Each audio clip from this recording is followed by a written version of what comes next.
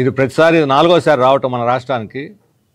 వచ్చిన ప్రతిసారి ప్రధానమంత్రి వచ్చిన ప్రతిసారి 300-400 కోట్లు ఖర్చు అవుతుంది రకరకాల అరేంజ్మెంట్స్కి, ఛార్జీలకి, అన్నిటికి కలిపి.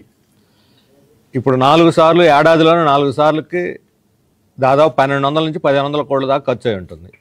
1000 కోట్ల పైనే ఖచ్చితంగా. ఇంత డబ్బు ఎవరి కోసం, ఎందుకోసం వృధా చేస్తున్నది ప్రభుత్వం? ఒకవైపు డబ్బు లేదంటూ చిన్న చిన్న వాటికి కూడా ధరలు పెంచేస్తూ, ఛార్జీలు పెంచుతూ, ఇప్పుడు ఏమైనా మన రాష్ట్రానికి ఏమైనా సాధించి పెట్టాడా ప్రధానమంత్రి? యథావిధిగానే ఓకదంపుడు ఉపన్యాసం ఇచ్చి వెళ్ళారు. పరస్పర పొగడ్తలు. ఆయన పవన్ కళ్యాణ్, చంద్రబాబుని, లోకేష్ని అంతా పొగడలేక, ఆయన చచ్చిపోతే ఆయన పొగడలేక వీళ్ళు ఇంకా అసలు కింద మీద పడిపోయారు. ఆయన్ని వీళ్ళు పొగడటం, వాళ్ళని ఈయన పొగడటం, కాసేపు తెలుగులో మాట్లాడి నేను తెలుగువాడిని అనిపించుకోవాలని కాసేపు దేవుళ్ళకు మొక్కటం, ఈ రకమైనటువంటి వేషాలతోటే మొత్తం సభ అంతా పోయింది. చివరికి పాపం ఆ వచ్చిన సభలో కరెంట్ షాక్ తగిలి ఒక అబ్బాయి కూడా చనిపోయాడు, అర్జున్. ఆ అబ్బాయి గురించి పట్టించుకునే లేదు, వాళ్ళ కుటుంబం గురించి పట్టించుకోలేదు. ఈ సందర్భంగా సిపిఎం, సిపిఐ కార్యకర్తలని, నాయకులను అరెస్ట్ చేశారు. మా జిల్లా కార్యదర్శితో సహా, గౌస్ దేశాయితో సహా 15 మందిని అరెస్ట్ చేశారు. విద్యార్థి నాయకులు, ఆదోనిలో ఎక్కడ ఉన్న విద్యార్థి నాయకులను అరెస్ట్ చేశారు. ఒకరోజు ముందు నిరసన వ్యక్తం చేస్తున్న నంద్యాలలో మా కార్యకర్తలను అరెస్ట్ చేశారు. ఎందుకంత భయం వామపక్ష పార్టీల కార్యకర్తలంటే? ప్రధానమంత్రి సభకు వచ్చి గొడవ చేస్తారనే. మేము ముందు రోజే మా నిరసన తెలియజేసాం, మా అభిప్రాయాలు చెప్పాం. ఇప్పుడు ప్రధానమంత్రి రాక వల్ల ప్రజలకు అసంతృప్తి వస్తుందనే భయం వాళ్ళకి. అసలు ప్రధానమంత్రి రాయలసీమకు వచ్చి ఏమి ఒరగబెట్టారు? అక్కడ 13,000 కోట్ల విలువ కలిగిన ప్రాజెక్టులు, 16 ప్రాజెక్టులు ఓపెన్ చేశానంటున్నారు. ఆ 13,000 కోట్లకు చెందిన 16 ప్రాజెక్టుల్లో మన రాష్ట్రానికి చెందినవన్నీ, కర్నూలు జిల్లా, రాయలసీమకు చెందినవన్నీ చెప్పాలి. ఎక్కడెక్కడో అస్సాం మొదలుకొని కర్ణాటక దాకా అన్ని ఉత్తరాది రాష్ట్రాలు అన్నీ ఇక్కడి నుంచి ఓపెన్ చేసి, ఇవన్నీ కలిపేదో 13,400 కోట్లు మన రాష్ట్రానికే ఆయన ఓపెన్ చేసినట్టు, శంకుస్థాపనలు చేసినట్టుగా ఒక బ్యాడ్ ఇంప్రెషను, రాంగ్ ఇంప్రెషను ప్రజల్లో కల్పించడానికి ప్రయత్నం చేశారు. ఇదే కర్నూలు జిల్లాలో రైల్వే వ్యాగన్ షాప్ పెడతామని గొందిపర్ల అనే గ్రామంలో బీజేపీ పంచలింగాల దగ్గర చేశారు, అక్కడ లేదు. ఇదే కర్నూలు జిల్లాలో ఆదోని టెక్స్టైల్ పార్కు పెడతామని బీజేపీ వాగ్దానం చేసింది. కేంద్ర ప్రభుత్వం విభజన చట్టంలో ఉంది, దాని గురించి అతీగతి లేదు. పక్కనే ఉన్న కడపలో స్టీల్ ప్లాంట్ 10 ఏళ్ల నుంచి 4 సార్లు శంకుస్థాపనల మీద శంకుస్థాపనలే.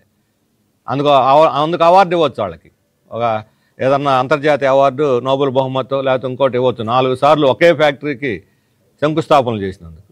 శంకుస్థాపనలు చేసి ఏమి సాధించారు? అక్కడ జయసూర్య ఇది ఫ్యాక్టరీ ఒకదానికి ప్రారంభం చేశాడు. 1100 మందికి ఉద్యోగాలు ఇస్తామని వాళ్ళు ప్రకటించి 300 మందికి మాత్రం ఇచ్చారు. కంపెనీ ఏం చెబుతుంది? 3,000 మందికి ఇచ్చాము మేము ఉపాధిని చెబుతున్నది. ఎక్కడిచ్చారు 3,000? కన్స్ట్రక్షన్ వర్క్లో పాల్గొన్న వాళ్ళందరినీ లెక్కేసి వీళ్ళందరికీ ఉపాధి ఇచ్చినట్టు చెబుతున్నారు. ఇప్పుడు అన్ని చోట్ల అదే లెక్క. కాబట్టి తప్పుడు లెక్కలు చెప్పి, అబద్ధాలు చేసి 2018లో బీజేపీ కర్నూలులో, ఇదే కర్నూలులో సభ పెట్టి టీడీపీని తిట్టు తిట్టకుండా రాయలసీమ డిక్లరేషన్ అని పెట్టి 20,000 కోట్లు స్పెషల్ ప్యాకేజ్ ఇవ్వాలని డిమాండ్ చేశారు. మరి వీళ్ళు ఈరోజు కేంద్రంలో అధికారంలో ఉన్నారు, రాష్ట్రంలో కూడా అధికారంలో వాటాదారు. కనీసం ఈ ఏడాదిలో బీజేపీ ఒక్కసారి కూడా ఈ రాయలసీమ ప్యాకేజ్ గురించి మాట్లాడిన పాపాన పోలేదు. క్యాబినెట్లో కానీ, శాసనసభలో కానీ వాళ్ళ చేతుల్లో అధికారం ఉంది, మరి ఇవ్వచ్చుగా. ఎందుకు ఎవరు అడ్డం పడ్డారు ఇవ్వకుండా వాళ్ళని? అక్కడ ప్రాజెక్టులు, చిన్న చిన్న ఇరిగేషన్ ప్రాజెక్టులు, అది ఆర్డిఎస్ ప్రాజెక్టు కానీ, మన వేదావతి ప్రాజెక్టు కానీ, ఇది గుండ్రేవుల ప్రాజెక్టు కానీ, ఈ ప్రాజెక్టులకి వేటికి 1,000-1,100 కోట్లు ఇస్తే అయిపోయే ప్రాజెక్టులు. అందరినేవా 125 చెరువులకి కనెక్షన్ ఇస్తే కొన్ని వేల ఎకరాలు వస్తాయి. చెరువుల కనెక్షన్ లేదు, 40 చెరువులకి ఇచ్చారు ఇప్పుడు ఈ 10 ఏళ్లలో. నీళ్ళను వృధాగా పోతున్నాయి, పోయి ఏట్లో కలిసిపోతా ఉన్నాయి. ఎందుకని చేయలేదు అభివృద్ధి? ఎవరు అడ్డం పడ్డారు? అభివృద్ధి అని రోజు ఒక మంత్రం, ఒక తారక మంత్రం చదివినట్టు చదువుతారు తప్ప ఇదంతా అభివృద్ధి కాదా? ఈ అభివృద్ధి కాకుండా ఎవరు అడ్డం పడ్డారని మేము అడుగుతా ఉన్నాం. అందుకని వాళ్ళ అభివృద్ధి అనేది బూటకము. వాళ్ళ రాయలసీమ డిక్లరేషన్ ఒక నాటకం, ప్రజలను వంచడానికి, మోసం చేయడానికి, దాన్ని కవరప్ చేసుకోవడానికి ఈరోజు జీఎస్టీ పేరుతోటి మేము బ్రహ్మాండం రాయితీ ఇచ్చామంటున్నారు. ఎంత ఇచ్చారు? మన రాష్ట్రానికి రాష్ట్ర ప్రభుత్వం చెబుతున్నా మాకు 8,000 కోట్ల నష్టం వచ్చింది, అయినా మేము త్యాగం చేస్తున్నామని. అంటే 8,000 కోట్ల వాళ్ళకి ఆదాయం వస్తే ప్రజలకు మిగులు అని. అంటే ఎంత మిగిలింది? 1,600 రూపాయలు సంవత్సరానికి తలకి, అంటే రోజుకి 4 పైసలు. ఇదే వాళ్ళ ప్రజలకు ఒరిగేది.